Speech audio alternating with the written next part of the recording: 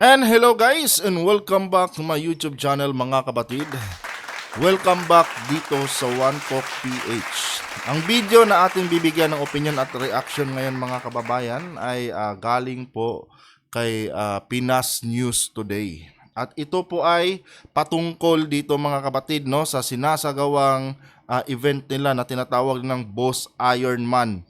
No, ito po ay isang endurance race ng mga big bikers no na mga kababayan natin. And for me lang guys no, honest opinion ko dito sa endurance race na to, ito po ay gawain ng mga kamote riders no. Kamote riders po talaga mga kapatid. Bakit kamo? Ito po ay sinasagawa nila sa mga public highways no.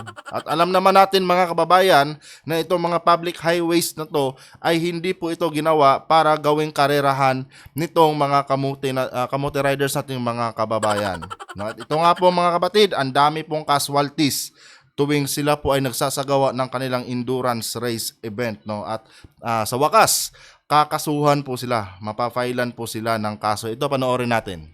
Race na nagaganap sa kanila. Ito ho ba ay race or event? Every race na nagaganap, laging merong aksidente.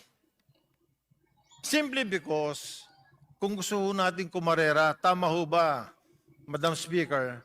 Kung gusto natin kumarera tayo sa racetrack, hindi sa kalsada. Tama. Mga kapwa public natin, public servants, at sa ating mga kababayan, maganda at mapagpalang araw po sa ating lahat.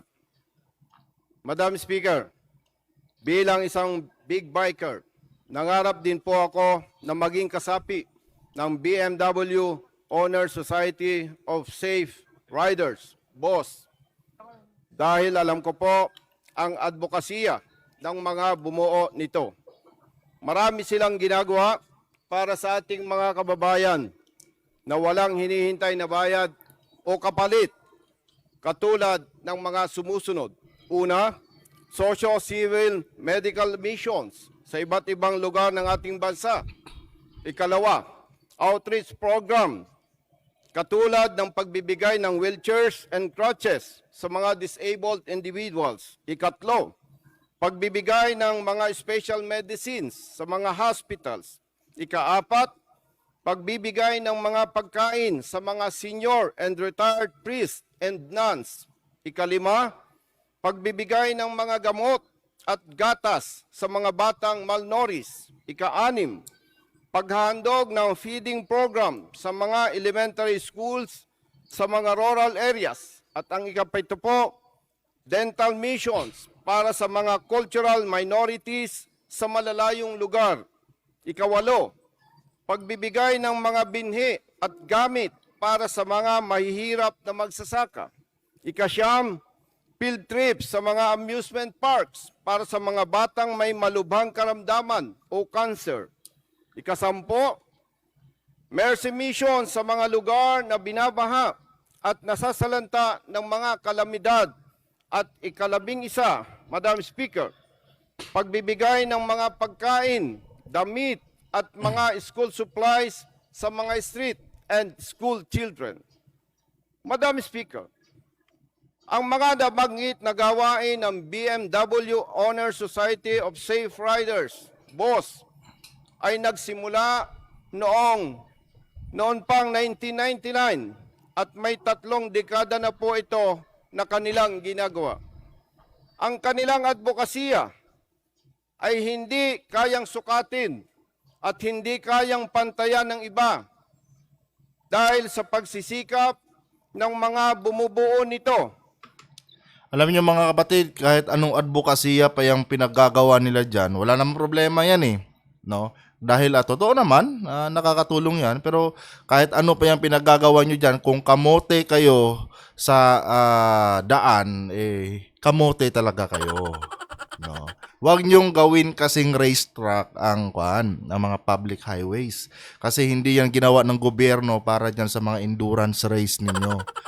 No. Kahit ano pa yung pinagsasabi diyan ni Colonel Busita na mga magagandang nagawa nyo or mga advokasya nyo, hindi nyo pa rin matatago yung katotohanan na gawain po ng isang kamote rider yang Boss Ironman na yan. No. Gumawa kayo ng sarili nyong racetrack o kahit magdamagan kayo isang linggo pa kayo doon, walang problema. Pero yung sabihin nyo na dyan kayo sa public highways gagawa ng mga endurance ride ninyo. Nung nakaraan mga babayan, ano, may nag-viral pa doon na isang rider na nakit ng isang civilian. No? Grabe yon. Ang tatapang pa nila, sila na nga yung kamote, sila pa yung nananakit. Yan na nga guys, no? Para sa akin, kahit ano pa yung pinagagawa nilang mga charity dyan, wala naman na tayong pakialam dyan eh. Hindi naman tayo related dyan. Ang sa atin lang, wag nilang gamitin yung public highways, no, na pinagawa ng gobyerno sa kanilang kapritsyo, no? Kapritsyo kasi tawag dyan eh. Pangkamote naman kasi yung activities na yan. Sa totoo lang mga kapatid, no? Sorry po sa mga rider na nanonood sa atin. Sinasabi ko lang naman po ang totoo. And alam niyo naman siguro na yung mga race na yan, merong racetrack yan. Intended na mga racetrack. Hindi po yung public highways, no. Sentido ko muna lang po sana, no, especially dito sa organizer ng Boss Ironman na ito, no. Kasi kahit ano pa yung mga magandang nagawa nyo, kung pangkamote yung activities nyo tulad ng endurance race nyo, wala na po tayong magagawa diyan, no. Kamote na talaga kayo. Mula sa hanay ng mga professional, expats, diplomats, entrepreneurship, military, PNP, and government officials. Ako po at ang aking kasama sa One Rider Party List, Honorable Congressman Ros Gutierrez, ay kapareho nila ng mga big bikers at road safety advocates. Marami rin po kaming kilala at mga kaibigan na nakikisa at sumusuporta sa kanila. Dahil dito, Madam Speaker, napakahirap para sa amin ang makialam sa problema na kinasasangkutan ng kilala at iginagalang na organisasyon. Pero bilang halal ng taong bayan, Madam Speaker, tayo ay may responsibilidad na dapat gampanan. Dumarating sa ating buhay na kailangan nating pumili at kailangan nating masaktan o makasakit sa damdamin ng iba. Hindi para sa ating sariling interes lamang, kundi para sa interes ng ating mga pinaglilingkuran, lalo na sa mahihirap na walang kakayahang proteksyonan at ipagtanggol ang mga sarili. Madam Speaker, ang Philippine National Police ay nakapagtala po ng 19 na vehicular accidents na kinasasangkutan ng ilang mga big bikers na nakilahok sa ginanap na Boss Ironman Motorcycle Challenge nitong nakarang February 2024. 5 sa Region 1, 8 sa Region 2, Grabe. 4 sa Region 3, 1 sa Region 10, at 1 po sa Region 11. 3 po sa mga biktima dito ang namatay. 1 sa San Juan, La Union, 1 sa Dagupan City, Pangasinan, at 1 sa Florida Blanca, Pampanga. Nako. Ang nabanggit na 19 na vehicular accidents po na kinasangkutan ng ilang mga big bikers na nakalahok sa Boss Ironman Motorcycle Challenge ay naganap lamang nitong nakarang event. Hindi pa po kabilang dito ang mga kawaawang biktima at mga namatay sa mga nagdaang taon. Dapat nito tanggalan ng mga lisensya tong mga rider na to, itong mga nakadisgrasya. Dapat tanggalan 'yan, no? Dahil klaro naman pag kumukuha tayo ng lisensya mga kapatid, no? Pinapaalala talaga sa atin 'yan, no? Pag tuwing kumukuha tayo ng lisensya natin or pag nag-apply tayo ng lisensya natin na ang public highways ay hindi po 'yan racetrack. Kaya dapat pag nagmaneho ka diyan, with caution talaga. Ngayon, ginagawa nitong mga itong mga sumasali ng Boss Ironman, talagang maximum speed yung kanilang mga motor, no? And ewan ko nga ba kung bakit sinusuportahan din ito ng mga local governments, no? Itong ganitong gawain, no? Nanghuhuli tayo, itong mga LTO natin, nanghuhuli ng mga kung ano-anong mga illegal dyan na kinakabit sa mga motor. Pero itong mga ganitong gawain, mga kapatid, no? Itong Boss Ironman na endurance race nila na kung saan klarong-klaro naman talaga na pangkamote rider itong gawain na to, hindi po sinisita ng taga LTO, no? I think pati LTO yata dito mga kababayan, dapat din yata silang managot dito. Kasi bakit parang pikit mata sila dito? Porkit ba mayaman itong BMW, no? Pwede ba 'yon? No? Dapat itong taga LTO mga kapatid ipatawag din 'to, no? Para maimbestigahan yang ganyang activities nila, no? Perwisyo kasi sa daan yan mga kababayan, sa totoo lang. Perwisyo yan, biruin mo hating gabi, no? Hating gabi tulog ka na tapos yung bahay mo nasa gilid ng highway. Tulog ka na tapos biglang dadaan itong mahigit 100 na big bikes, no, na nagkakarerahan diyan. So, ang laking perwisyo niya mga kapatid, no? Hating gabi dadaan sila diyan sa harapan mo tapos sobrang ingay nila, no? Kaya dapat itong Boss Ironman na to ipatigil na to, no? And dapat sampahan talaga ng kaso din yung mga rider na nakakadisgrasya ng mga sibilyan, no? Dahil unang-una hindi po racetrack ang public highways. Madam Speaker, isa po sa mga nasabing biktima at namatay noong February 24, 2024, si Brother Dexter Soriano Diso. Siya po ay may asawa at 2 maliliit na anak. Ang kanyang pamilya ay nakatanggap ng bayad at areglo mula sa big biker na nakabangga sa kanya ng halagang 100,000 pesos. 'Di ba? 100,000 pesos lang, no?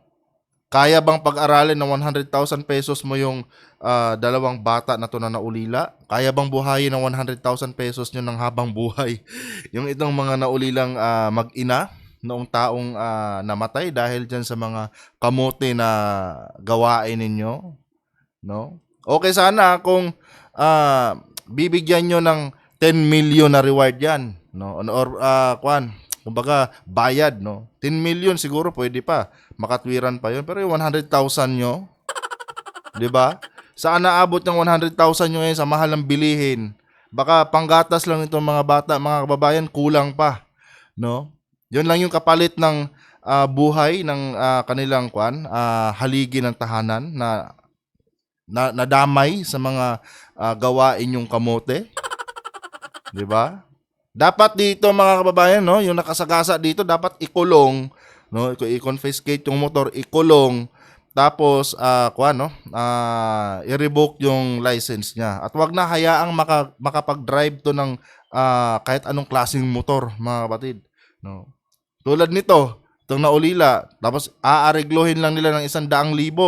Tapos okay na sila, no? Libre na po sila. Abay, maling-mali po 'yun. Unang-una, hindi po tama talaga na ginagawa yung racetrack ang public highways, no. Kawawa yung mga biktima, no, ng pinaggagawa nyo diyan sa walang kwenta ninyong endurance race na yan. No, ano bang ambag niyan sa bansa? May ambag ba yan sa bansa? May ambag ba sa ekonomiya ng bansa yan? Madam Speaker, ako po ay anak mahirap at lumaki sa bahay kubo. Alam ko po kung gaano kahirap ang buhay mahirap, lalo na ang mawalan ng tatay o nanay. Ako po at aking mga kapatid ay nasanay kumain na kape ang sabaw sa kanin at inihaw na tuyong isda ang pangulam. Alam niyo guys, kahit sabihin natin siguro, no, bibigyan na maliban na sa 100,000 pesos, magbibigay sila ng mga scholarship na yan. Hindi nila madidina yung katotohanan, mga kapatid, na tinanggal nila yung buhay, no, or nasawi yung buhay ng isang padre de pamilya sa kanilang walang kwentang gawain na yan. No, hindi mo maaalis ang katotohanan diyan na kulang na yung pamilyang itong namatayan. Kulang na po. Wala na po silang tatay. No, wala na pong asawa si Mrs. No, dahil lang diyan sa gawain yung walang kwenta. Yung endurance yun na yan, no. Yun yung katotohanan mga kababayan. Kahit sabihin natin pag-aaralin to ng mga taga BMW itong mga batang to, no, bibigyan ng sustento, bibigyan ng monthly allowance, hindi na nila maaalis yun na broken family na po itong mag-ina na to. No, dahil wala na yung tatay nila dahil dyan sa kagagawa nila na panggawain ng kamote lang yan. Kamote lang po yung gumagawa yung mga kapatid. No. Dapat dyan talaga mga kababayan, no, i-revoke lahat ng lisensya ng sumasali dyan. And ito ba guys, may mga senador sumali dyan.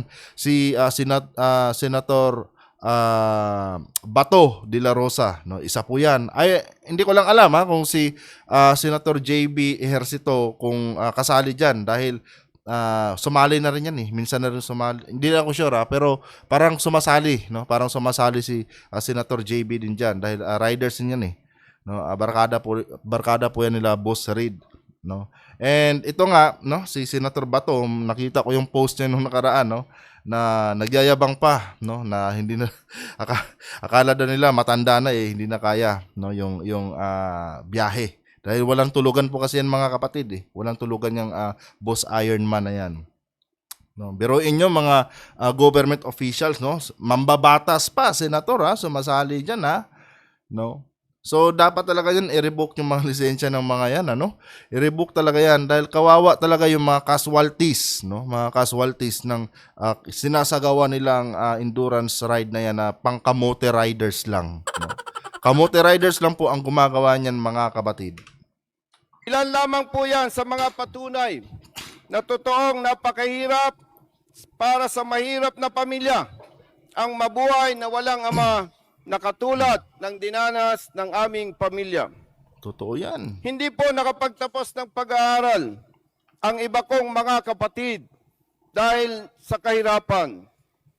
Madam Speaker, nabanggit ko po ang aking personal na buhay para ipaalam sa inyong lahat at sa ating mga kasamang mamabatas na alam ko po ang pagdurusa at paghihirap na pwedeng danasin ng pamilya ni Brother Dexter at ng pamilya ng iba pang mga nadisgrasya at namatay dulot ng Boss Ironman Motorcycle Challenge na taunang ginaganap sa ating bansa.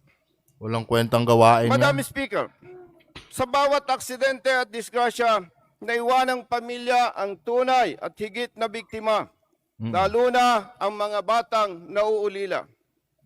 Hindi po sasapat ang halagang 100,000 pesos kapalit ng buhay at kinabukasan ng dalawang maliliit na anak na naulila kay Brother Dexter. Sa mahal ng bilihin ngayon mga kapatid, baka hindi aabotin ng 3 buwan yung 100,000 na yan, no? Lalo na't mga bata pa to, no? Meron pa ditong ito maliit na bata, yung hawak-hawak ng nanay, oh. Hindi mo alam kung gaano kalaki yung demand niya, no? Yung pangangailangan niyan sa ng mga bata na yan, mga gatas, no? Tapos paano pa pag nagkasakit, di ba? So paano sasaluhin ng nanay yan, no? Pag nagkasakit yung anak niya, saan siya kukuha ng pera? No, sino magbabantay sa hospital? No, talagang pilay na pilay yung pamilya, no? Nito ni ate.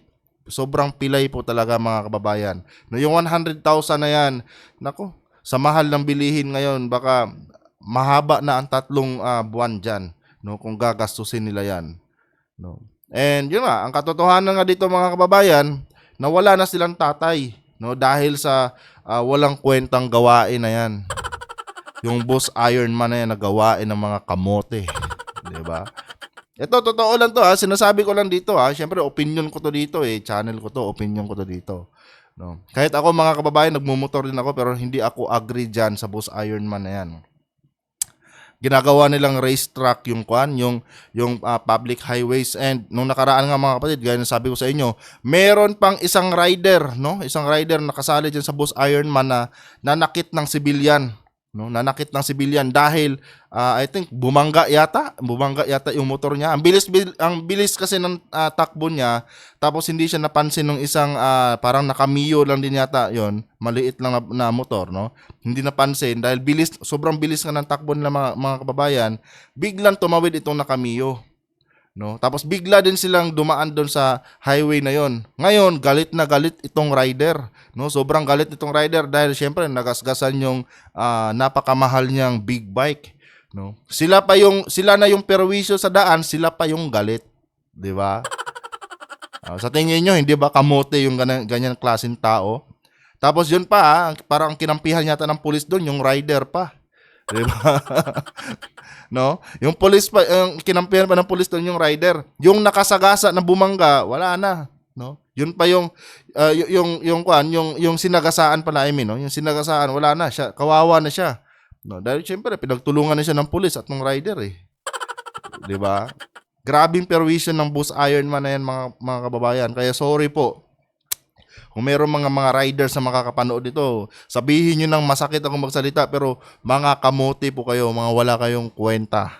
No? Dapat sa inyo tanggalan na kayo ng ng mga lisensya, i-revoke na yung lisensya nyo at dapat habang buhay na kayo hindi makakakuha ng lisensya. At dapat din yung mga big bike nyo yan, i-confiscate na po yan ng gobyerno.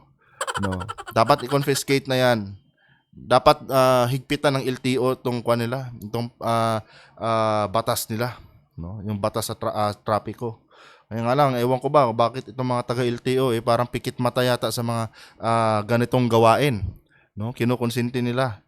Hindi naman sa kinukundina natin sila, pero syempre, 'di ba? Meron tayong LTO, ahensya ng gobyerno 'yan eh. Ang tanong, bakit pinapayagan nila itong mga ganitong gawain? No. Alam naman natin, no, sentido ko muna lang.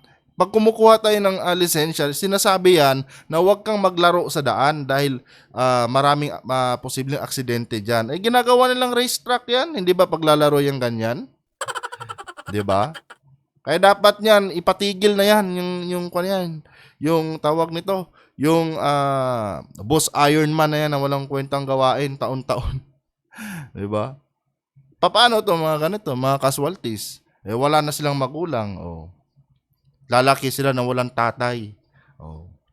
At sabihin natin bigyan pa sila ng lifetime na support niyan. Hindi kayang ibalik niyan yung buhay ng isang taong nawala dahil diyan sa walang kwenta nilang gawain. Walang katiyakan po na sila ay kakain pa ng 3 beses isang araw. Tama at wala yun. ding katiyakan na makakapag-aral pa ang mga ito. Tama Hindi yun. po natin sinusukat ang kakayahan ng asawa niya. Pero tunay po na napakahirap para sa isang ina na mawalan ng kaagapay na asawa. Hindi pa kasali dyan mga kapatid yung depression na nararamdaman nitong may bahay, no? Nitong namatay, no? Kasali pa dyan yung pangungulila niya, mamaya ma-depress yan, anong gawin niya sa mga anak niya, no? Yung tipong parang masiraan siya ng bait. Hindi naman sa pinagdadasal natin, pero syempre, 'di ba? Pag ikaw nawala ng mahal mo sa buhay, 'di ba? Anong mararamdaman mo? Alangan after 1 month masaya ka na uli. Hindi ganoon 'yun mga kababayan, ano? May mental na kuan pa 'yon, no? May emotional and mental effect 'yun sa nitong may bahay. Syempre hindi lang naman yung obligasyon ng asawa niya yung nawala diyan, pati yung partner niya sa buhay niya, no? Yung pinakasalan niya nawala dahil lang dito sa mga basurang gawain na Boss Ironman na to na wala namang kwenta, no? Wala namang sa totoo lang mga kababayan, ang nagbibinipisyo diyan yung mga mapera lang, no, na nagmamay-ari ng mga big bike na yan. No, pero walang ambag yan, walang ambag sa ekonomiya yan ng bansa. Literal mga kapatid, na pangkamote lang po yung ganyang gawain. No, payabangan lang kumbaga. No, payabangan lang na may motor silang ganyan, tapos mag-aangas diyan sa daan, akala mo kung sino. 'Di ba? Tulad na lang nung isa, no, na muntik ng hambalusin yata nung rider. No, wala lang akong video noon eh. Nasa TikTok ko yung nakita mga kapatid, ano. Namuntik na niyang hambalusin yung rider tapos kinampihan pa siya nung pulis, no? Kawawa yung sinagasaan niya, yung binangga niya, kawawa, no? Siya pa yung galit, siya pa yung sobrang galit doon, no? At pinagyayabang pa yan na sobrang mahal daw yung motor niya. Putya. Madam Speaker, walang sino man ang may kakayang ibangon, itaguyod at kalingain ang mga pamilya na nagdudusa at lalong naghihirap resulta ng maagang pagkamatay ng kanilang tatay o nanay. Tama yun. Tama Alalahanin din yun. po natin, Madam Speaker, na walang batang nangangarap na maging masama at pabigat sa lipunan. Pero kung wala ang kanilang tatay o nanay na dapat Wala nang kumalinga, magka-guide. magmahal at gumabay sa kanila, tunay na nalalagay po sa peligro ang kanilang buhay at Tama kinabukasan. Tama Madam yun. Speaker, libo-libong pamilya na po ang nagdudusa at lalong naghihirap. At libo-libong bata na ang nasisira ang buhay at kinabukasan dahil nawalan sila ng tatay o nanay, resulta ng mga road crosses sa iba't ibang lugar ng ating bansa. Nararapat lamang po na pigilan natin ang lalong pagdami ng mga ito para mapigilan din natin ang mabilis na pagdami ng mga bata na maaaring maging pabigat sa ating lipunan. Para mapigilan yan, ipakulong lahat yung sumasali dyan sa Boss Ironman na yan. Diba? Yung pinaka magandang gawin dyan. Ipa-revoke lahat ng mga lisensya niyan. No? Dahil klarong-klaro naman na against sa ating batas, no, na gawin yung racetrack ang public highways. Diyan pa lang mga kapatid, yan po yung pinaka-solid talaga na ebidensya, no, na nag-violate po talaga sila sa traffic law natin dahil ginawa po nilang racetrack yung ating public highways. No, dapat kondinahin din diyan yung mga municipality, no, na pumapayag na idaos diyan, no, or gawing bypass road yung kanilang mga public highways diyan, no. Dahil kung hindi papayag ang isang municipality, mga kababayan, no, hindi po dadaan yan diyan sa bayan nila yung mga kamote riders na yan, no. Dapat kondinahin lahat ng nagkonsente diyan, mga kapatid, dapat kondinahin yan, no, ng ating saligang batas, no. Dapat yan literal, mga kababayan, na reckless driving yan eh, no. Reckless driving talaga yan. Biruin mo, napatay mo yung tao dahil dyan sa pagsali mo sa walang kwentang gawain yan, pagiging kamote rider mo, sumali ka dyan, tapos aarigluhin mo lang ng 100,000. No, dapat nga sa'yo, kulong ka na eh, no. Reckless driving resulting to homicide yata, kung hindi ako nagkakamali, mga kababayan, no? Parang ganun yata yung kaso niyan, no. Basta kahit anong kaso na pwedeng i-kaso diyan, mga kapatid, dapat kasuhan yan, no, para naman patas, no, hindi lang yung idadaan nyo lang sa pera, no? Pamudmuran nyo lang ng pera, no. Kahit ilang milyon pa ibayad nyo diyan, hindi nyo na maibabalik yung buhay ng taong namatay, no. Literal po yan, at totoo po yan, no? Legit po yan. Hindi nyo na maibabalik yung 100,000 nyo, kulang pa yan sa pangangailangan ng mga bata na yan. So naman, tapos pagkatapos yung bayaran ng 100,000, happy na agad kayo, di ba? Napaka-unfair naman nun, no? Dapat kulong din kayo habang buhay. Dapat ganun din ang parusa sa inyo, di ba? Sa darating na mga panahon, isa po sa mga pangunahing tinutugunan ng ating pamahalaan ngayon ang iba't ibang infrastruktura, kabilang ang paggawa at pagsasaayos ng mga tulay at mga kalsada sa Luzon, Visayas at Mindanao. Ganun pa man, Madam Speaker, hindi pa rin ito sapat para maging ligtas ang pamayanan, partikular ang ibang mga motorista sa mga event na katulad ng taunang ginaganap ng BMW Owner Society of Safe Rider, BOSS, na Ironman Motorcycle Challenge. Maliliit po ang ating mga kalsada. Marami pa ring lubak sa iba't ibang mga lugar, dulot ng malalaking sasakyan, mga pagbaha at pag-ulan. Maraming maliliit na kurbada o sharp curves. Masisikip ang iba nating mga kalsada dahil sa malalaking bilang ng mga sasakyan at mga tao sa lansangan. Maraming madidilim na kalsada at walang mga ilaw. Mabagal at limitadong speed lamang ng mga sasakyan, lalo na sa mga maliliit na bayan at syudad. At marami pang iba, Madam Speaker. Diyan nga lang sa Pangasinan mag-overspeeding ka lang eh. Lumagpas ka lang ng 60 kilometers per hour eh. Tapos nasa residential areas ka. Pag natsempohan ka ng LTO, nako, kunin agad yung lisensya mo, no? Matik 'yun.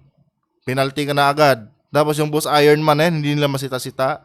No? Alam niyo mga kapatid, syempre taga Region 1 ako mga kababayan, ano?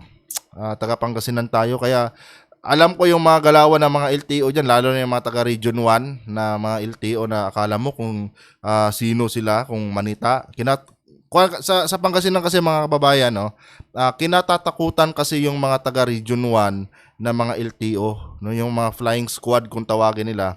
Takot yung mga tao diyan dahil walang patawad diyan pag nanghuli sila, no? At meron pa nga ako dating nakasagutang LTO mga kapatid na ang yabang, no? Ang yabang. Talagang nagpapaliwanag ka sa kanya, siya lang daw yung tama, no? Dahil siya daw nasa LTO tapos tinuro-turo pa yung kanya. Tinuro-turo pa yung uniforme niya, no? Ba't ka nakipagtalo sa akin? Wala ka bang respeto dito? Baga nang ganun pa sa akin dati mga kababayan, no? Kwan din sigaan din naka-uniforme lang eh. Taga Region 1 kami. Bakit? May problema ka ba sa amin? Mali ka na nga. Syempre tayo nangangatwiran tayo. Dahil lang yun sa wala akong side mirror mga kapatid Dahil lang po yun sa wala akong side mirror and partida yun, nasabayan ako nun. Pero alam ko namang mali ako doon. Pero yun bang ang aangas na akala mo may-ari sila ng may-ari sila ng tagapagmana sila ng ahensya ng LTO kung makapagyabang. No? Naranasan ko yan dati mga kababayan sa mga taga Region 1 yung tinatawag ng flying squad. Tapos sabi sa akin ng tricycle driver, dapat pagka taga Region flying squad taga Region 1 yung LTO, wag ka nang pumalag dahil mga Diyos yung mga yan. No, ito legit lang to, experience ko yan mga kapatid, way back 2017. No, sa may Binalonan, Pangasinan. Experience ko yan dati mga kapatid, no, sa tapat mismo ng 7-Eleven diyan sa may Binalonan, Pangasinan, no. Nag-aabang yung mga flying squad doon, tapos ginanon-ganon nila ako. 'Di ba?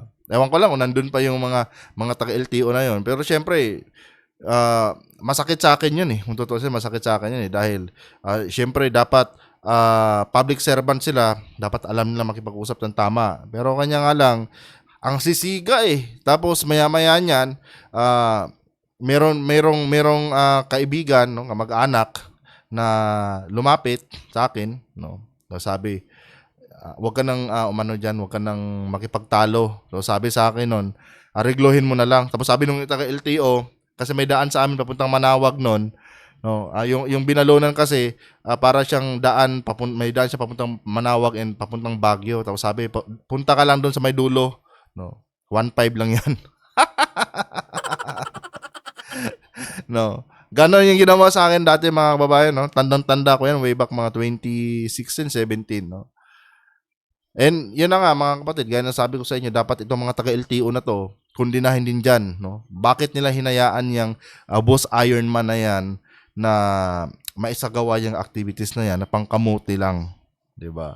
Tama naman lahat ng sinabi ni Colonel Busita dito Dapat talaga gawan ng action yan ng ating mga mambabatas, especially ng ating pamahalaan, no? Na matigil yung ganyang gawain mga kababayan. Madam Speaker, honorable colleagues, ang bawat tao, anumang asosasyon ay may karapatan at kalayaan na maging masaya at ipakita ang kanilang galing at talento. Pero ang karapatan at kalayaang ito ay may hangganan o limitasyon kapag naapakan at nasisira ang karapatan at kalayaan ng iba. Madam Tama yan. Speaker, ginagalang at kinikilala po natin ang hindi masukat at hindi mapantayan advokasya ng BMW Owners Society of Safe Riders Incorporated at ang mga nakikisa at sumusuporta sa kanila. Ganon pa man, Madam Speaker, kailangan po nating pigilan ang pagdami ng mga batang naulila at nasisira ang buhay at kinabukasan, hindi lamang para sa kanilang pamilya, kundi para sa Diyos at para sa ating bayan.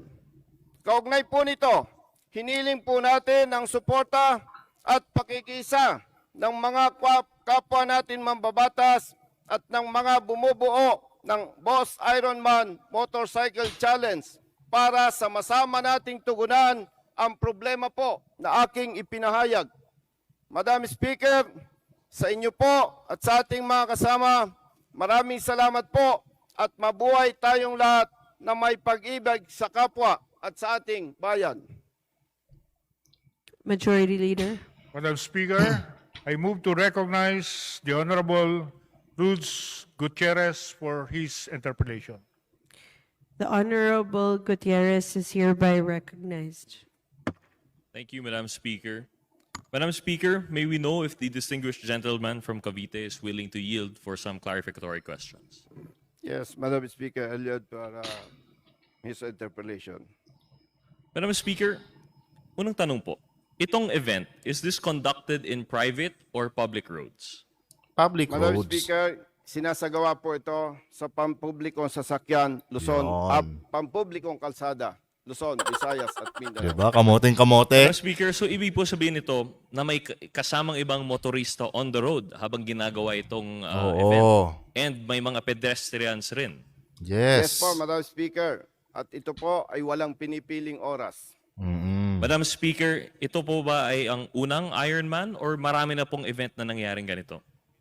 Madam Speaker, base po sa ating research, ito po ay may 3 dekada na itong Boss Ironman Challenge.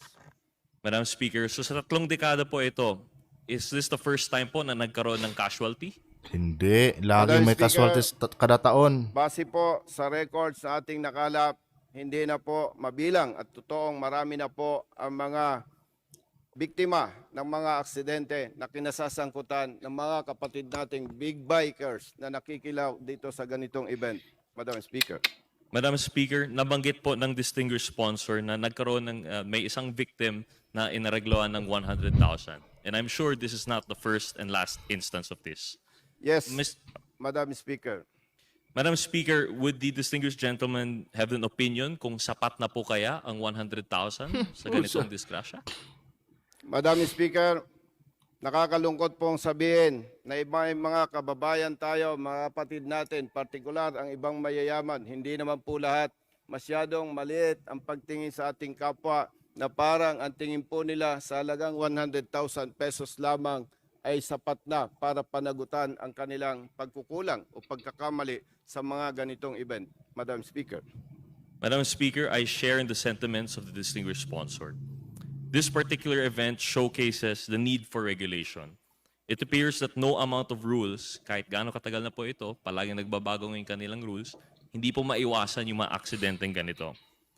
It begs the question, where does the responsibility of the individual participant stop and the responsibility of the group as a whole begin? With that, Madam Speaker, I believe self-regulation is no longer enough. And I support the distinguished sponsor's call for an inquiry into the matter. Yun lamang po. Maraming salamat, distinguished sponsor, Madam Speaker. Majority Leader. Madam Speaker, I move to recognize the Honorable Richard Gomez for his interpellation. The Honorable Richard Gomez is hereby recognized. Thank you, Madam Speaker. I'd like to ask Congressman Busita if you can answer some questions. Yes, Madam Speaker. Ang tanong ko is, ano ho ba ang objective ng Boss Ironman? Wala. Bakit ho ba ito ginagawa on a yearly basis? Wala. Kamote lang. Pangkamote lang yan. No? Pasikatan, payabangan lang ng mga lintik na mga kamote riders yan. Yun lang objective niyan mga kapatid. No? Gaya na sabi ko sa inyo, walang ambag sa bayan yan, walang ambag sa lipunan yung gawain ng Boss Ironman na yan. No? Legit yan. Legit po yan guys. No? Walang ambag sa lipunan yung Boss Ironman na yan. No? Payabangan lang yan ng mga mayayaman dyan at ng may pera sa kanilang mga big bikes. No. And siguro pwede magandang tanongin nila si Senator Bato. No. Kasi si Senator Bato sumali diyan eh. 'Di ba? Yun ang magandang tanongin nila. Walang objective 'yan, no? Payabangan lang. 'Yun lang pinaka main objective diyan, payabangan. No. Mayabang na daw, magaling na daw sila pag nakasurvive sila diyan eh. Para kasi yung mga kapatid, no. parang initiation rights nila yan kada taon. No. Taas noo ka pag nakasurvive ka dyan sa given time nila. No, mahigit 1,500 kilometers yan eh.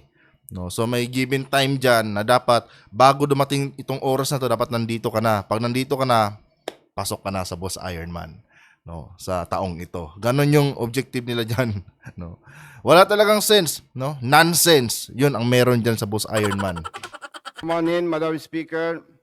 Wala po ako sa posisyon para sagutin ang katanungan ng gentleman, Congressman Gomez, dito sa kanyang katanungan. Hindi po ako kasapi at ang aking pong pagkakaalam ay limitado lamang. And sa pagkakaalam nyo po, ilang taon na ho itong tumatakbo? 30 years. Sa nakaraang event po, Madam Speaker, ang pagkakaalam po natin more or less 2,000 po ang participants dito sa nakaraang event. Sa tingin nyo ho ba sa dami ng participants nila, nakokontrol ho ba nila itong mga motorcycle riders na ito? Bago ko po sagutin, Madam Speaker, ang magandang katanungan, gusto ko pong ipaalam sa ating lahat na nakita po natin ang pagsisikap ng mga organizers para iwasan ang mga itong naturang aksidente. Pero bilang big biker po at kayo din po mga motorista, kahit ano pa po ang guidelines na ating ipatupad, hindi po o wala mang sino man na makakapag-control sa bawat participants dito. Particular sa mga big bikers, alam po nating lahat na ang big bike po ay napakabilis tumakbo, lalong-lalo na sa mga expressway at hindi po mapigilan ng mga participants na yung kanilang performance sa expressways ay ginagawa din po nila sa mga pampublikong kalsada, particular po sa mga provincial roads, municipal and city roads, Madam Speaker. Dahil ang sinasabi dito, maaari nyo ho bang ulitin kung ano ho bang ibig sabihin ng BOSS or ng BOSS? BMW Owners Yes, Madam Speaker, ang ibig sabihin po ng BOSS is BMW Owners Society of Safe Riders, Madam Speaker. Parang, kung safe riding ho yung pinag-uusapan natin, bakit ho kaya Dami na disgrasya. every race na nagaganap sa kanila, ito ho ba ay race or event, every race na nagaganap, laging merong aksidente. Race yan, endurance race. Simply because, kung gusto ho natin kumarera, tama ho ba, Madam Speaker, kung gusto natin kumarera tayo sa racetrack, hindi sa kalsada. Tumpak. Dahil hindi natin kaya i-control yung mga pedestrians, hindi mo makokontrol for such a long time yung oras na lumalabas ang red light at ang green light, ang pagtawid ng mga aso, ng mga kalabaw, sa mga probinsya, sa mga highway. Tama ho ba? Tama po, Madam Speaker. Kaya napakaganda pong idea na sana po tulungan po tayo ng mga lokal na pamahalaan para maglabas po sila ng mga ordinansa na kung saan ay kanila pong ipagbabawal at kanilang poproteksyonan ang kanilang mga constituents sa kanilang mga nasasakupan, Madam Speaker. Napakarami, Madam Speaker, ng mga aksidente na nangyari. And who is to blame? Sino po ang responsable sa mga ito? Siyempre, pag yung rider tanungin mo dyan, ituturo niya yung organizer. Diba? Hugas kamay agad siya. No? Siyempre, kamote siya eh. Ganun talaga sasabihin niya, hindi, sumali lang kami dyan. No? Sumali lang po kami dyan, wala kaming pakialam dyan. No? Nagbayad lang kami ng entrance fee. No? Tapos, pinasali na kami. O, kung wala naman silang ganyang event, di naman kami sasali. So, sila yung may kasalanan. Diba? Madam Speaker, salamat po, Ginoong Congressman Gomez, sa inyong katanungan. Ako po ay matagal na rin sa public service. At ang inyo pong katanungan, sino ang dapat sisihin? Yes, nandito na po ito.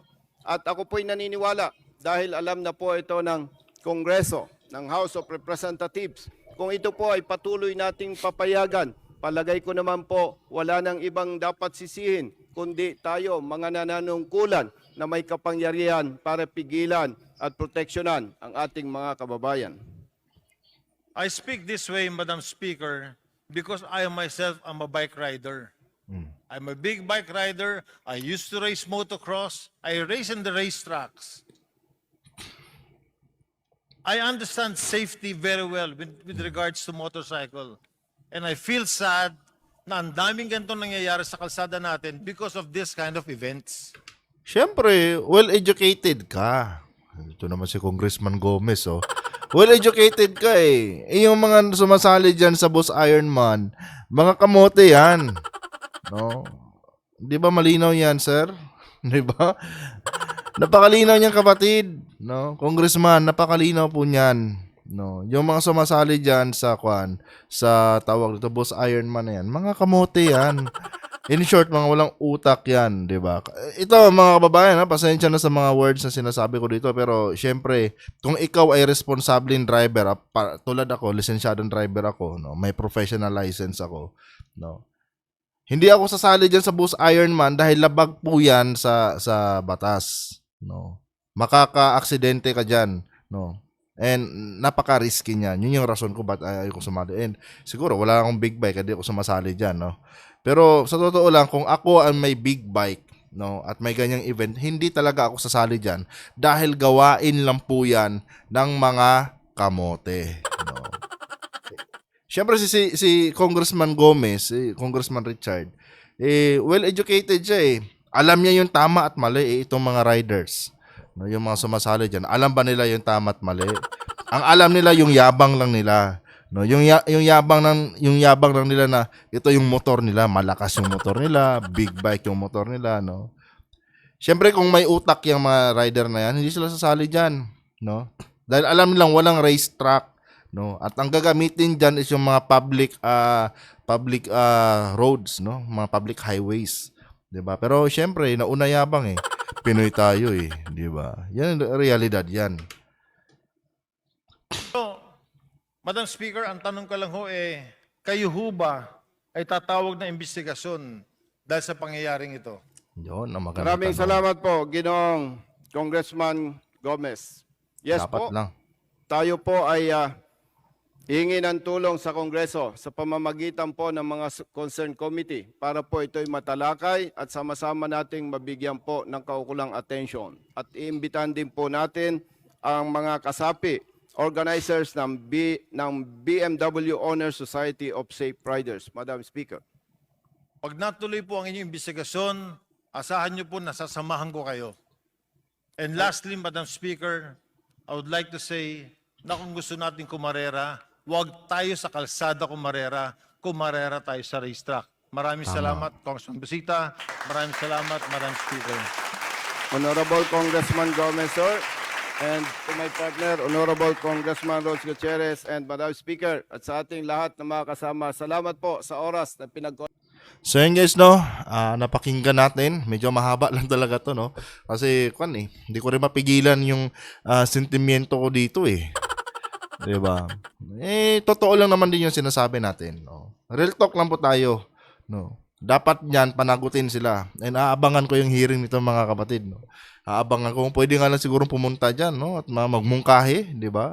Ang sarap sigurong magbigay natin suggestion diyan, no, na dapat ipakulong na tong mga to, yung mga kasali diyan. Or hindi naman sa ipakulong kasi lahat naman sila hindi naman lahat nila nagugulo. Ang gulo ko Hindi naman lahat sila nakasagasa, yung iba naman nakasurvive, no. Pero ganun pa man, kamote pa rin kayo. No. Pero siguro dapat i-revoke yung mga lisensya ng mga sumasali diyan. Yun po yung mungkahi ko talaga diyan mga kapatid. At doon naman sa mga nakapatay, no, sa mga rider na nakapatay ng civilian, dapat sa kanila talaga mga kababayan, no, ikulong po sila ng panghabang buhay. 'Di ba? Para patas naman. Hindi yung idadaan niyo lang sa pera. Alam naman natin marami kayong pera, no? Marami kayong pera, basta 100,000 lang ibibigay niyo doon sa mag-ina, no, na nawalan ng ama dahil sa katarantaduhan nyo, di ba? Anyway guys, hanggang dito na lang. Adios.